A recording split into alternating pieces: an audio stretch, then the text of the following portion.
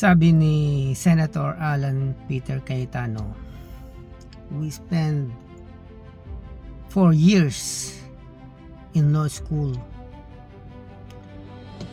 And then sinagot naman po ito ni Tito Sen. I don't have 4 years of law school, but I have 29 years of making law. Yun ho ang sabi ni Tito Sen. Ngayon, maraming natuwa dun sa sagot na yun ni Tito Sen, Tito Soto Senator. Minsan may mga nabasa pa ako na lawyer pa sila, sinasabi proud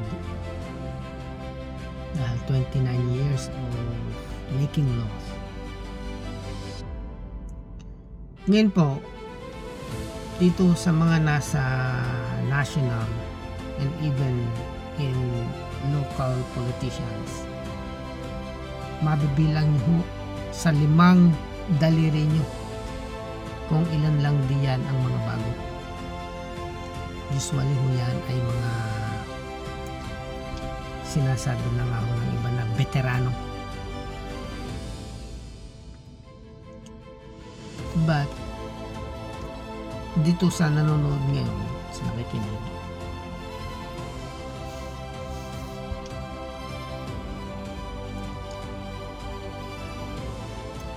natutuwa po ba kayo na marinig na sinagot ni Tito Sen na I am 29 years of making laws? Marahil ho, marami ho ang natutuwa sa kasagutang yan.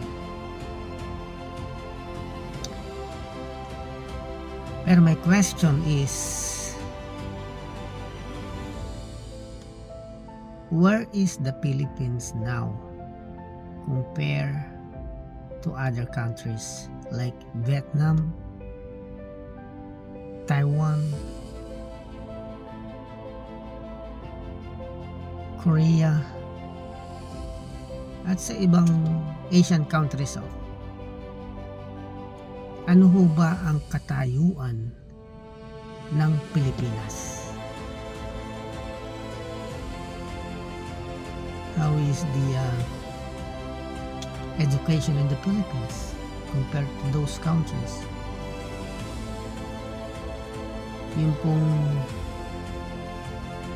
healthcare system ng Pilipinas compared to those countries.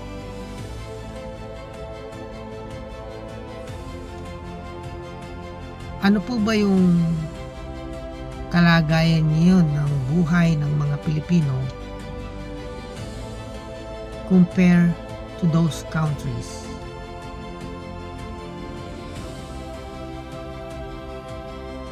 Dun, yun ho ang katanungan na maitatanong ko dito sa sinabi ni Tito Sen na he is 29 years of making laws. Hindi lang ho si Tito Sen yan, halos lahat ho, pati yung si Senator Peter Cayetano, marami ho, halos lahat sila di na ho tinubuan ng tahid, di na ho mga nagsitanda as a politician. Pero nasaan ho ang Pilipinas ngayon? Ano ho ang katayuan ng Pilipinas ngayon compare sa mga ibang bansa? Tayo, nahigitan tayo ng Vietnam, nahigitan ho tayo ng Taiwan, Korea, Singapore, lahat ho ng surrounding countries natin, nahigitan ho ang Pilipinas. Ngayon, he proudly say, I am 29 years of making laws. Even the other politicians, maaaring sabihin, tumanda na ako dito sa pagiging politician. Pero my question is, where are we now compare of the other countries? Compared to the other countries, we are so behind. We are not just behind, we are far behind compared to the other countries. Kaya ho, nananatili ang mga politicians na yan sa posisyon nila, di na mga tumatanda, kasi ho, naging mentalidad ng karamihang Pilipino na pagdating ng halalan, may experience na to. Dito na ako, ito nang iboboto ko, dahil may experience na to. Gaya nga ho niyan, 29 years of sinasabi niyang making laws. Yung iba naman ho, ang mentality kung bakit nila ibinoboto yung kandidato, dito na ako kasi kilalang pamilya, kilalang mangbabatas ang pamilya nito. Yun ho ang naging batayan ng karamihang botante. Kaya ho ang sitwasyon ng Pilipinas ngayon ay far behind compare sa mga progress ng ibang bansa. Kaya ho ang Pilipinas ngayon pagdating sa healthcare, yung mga pangkaraniwang botante o yung mga Pilipino na rin na bumoto sa mga taong tumanda na dito sa pagiging politiko, sila na rin ho yung naghihirap pagdating sa healthcare system o kahit sa anumang bagay. Sila rin yung nagiging biktima ng mentality na may experience na to, kaya itong iboboto ko. Popular ang pamilya nito, mambabatas ang pamilya nito, kaya itong iboboto ko. Kayo na rin ang naging biktima niyang mentality niyo. Bakit to sinasabi ko?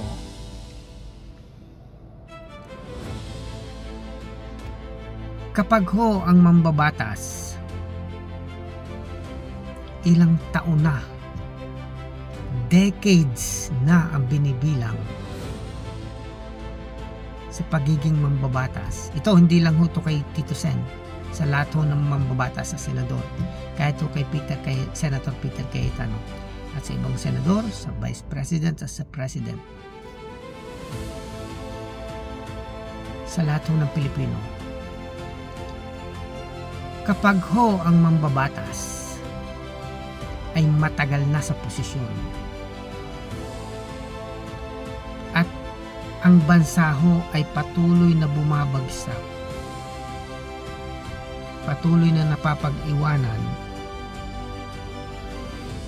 lahat ng department bagsak, it means ho hindi ho effective yung politicians na nagpapatakbo ng bansa. Hindi ho effective yung mga politicians na nakaposisyon. Marami hong matatalinong Pilipino. Kung sila ho, yung mga nakaposisyon ngayon, hindi ho nila kayang iangat ang bansang Pilipinas,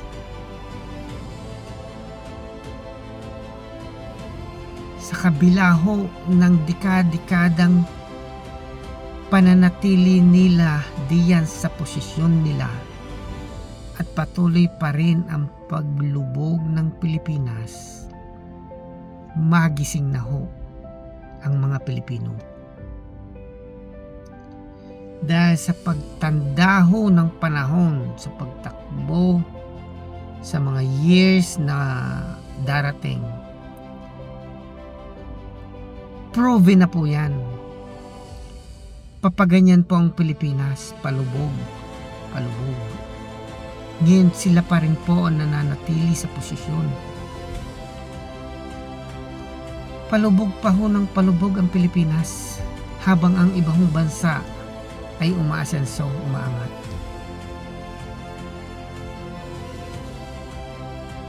So don't say na matagal na kayo sa posisyon, matagal na kayo na politicians. Dahil for me, that's why the Philippines is behind other countries. That's why bagsak ang economy ng Pilipinas. That's why maraming naghihirap na mga Pilipino, because you guys na nasa politicians ay matagal na dyan, and you are not effective,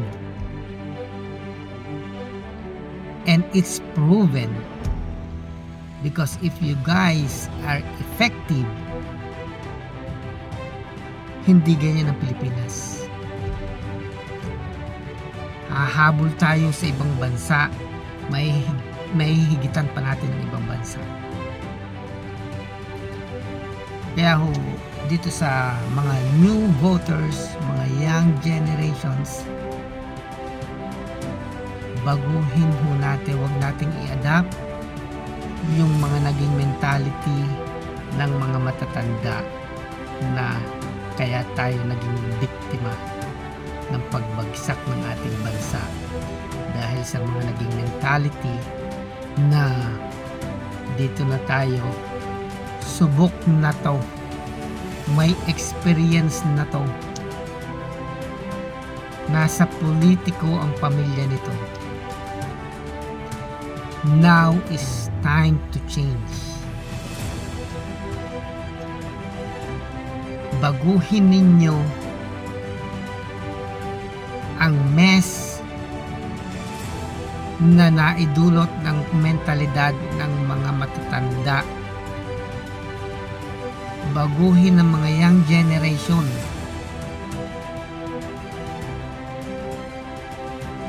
Ang tingnan sana natin ngayon, mga young voters, young generations, kung kapaki-pakinabang ba ang politiko na to? Ano ang naging performance? Umangat ba ang Pilipinas? Nabawasan ba ang kahirapan? Naging competitive ba ang Pilipinas, or hindi naging behind sa progreso ng mga kalapit bansa? Yan ho ang dapat tingnan ng mga young voters.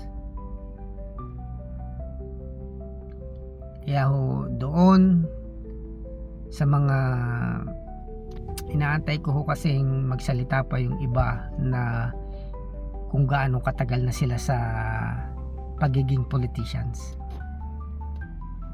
Kasi ho, Tito Sen is very proud doon sa sinabi niya na I had 29 years of lawmaking.